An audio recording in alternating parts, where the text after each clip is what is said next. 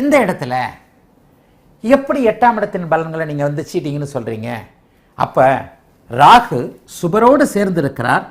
இந்த இடத்துல உங்களுக்கு இந்த சுபரின் சொர்க்கம் மாயாஜாலம். இந்த ஒருத்தர் கமெண்ட் கொடுத்திருந்தார், மாயாஜாலத்தை காட்டுவார். என்ன காட்டுவார்? வீடு, வாகனம், குருவோடு சேர்ந்ததால் அந்தஸ்து. குரு யாரு? பெரிய மனுஷத்தனம். இந்த வீடு, வாகனம், அந்தஸ்து எல்லாத்தையும் இந்த ராகு குருவின் 8-12 குருவின் நெருக்கம், சுக்கிரனுடைய நெருக்க பார்வை. இந்த அடிப்படையில் இவர் சீட்டிங் பண்ணுகிறாரா அப்படிங்கறத ராகு தீர்மானிக்க மாட்டார். ராகு தசாநாதன். சீட்டிங் பண்றாரான்றதை தீர்மானிக்கிறது ராகு இல்ல.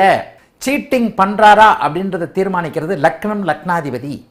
இங்கே சனி லக்னத்தில் அமர்ந்து, இந்த சனி எரிச்சலை கொடுக்கக்கூடிய சூரியனோடு இணைந்து, சனி தனித்திருந்தால் வேறு பலன், சூரியனோடு இருந்தால் சர்வ நிச்சயமாக சீட்டிங்.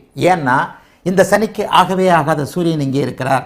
லக்னத்தில் சனி இருக்கிறார். சனி சுயநலக்காரன், திருடன், நயவஞ்சகன், முள்ளமாரி. இவன் போய் இங்கே சூரியன் கூட சேர்ந்துட்டான்.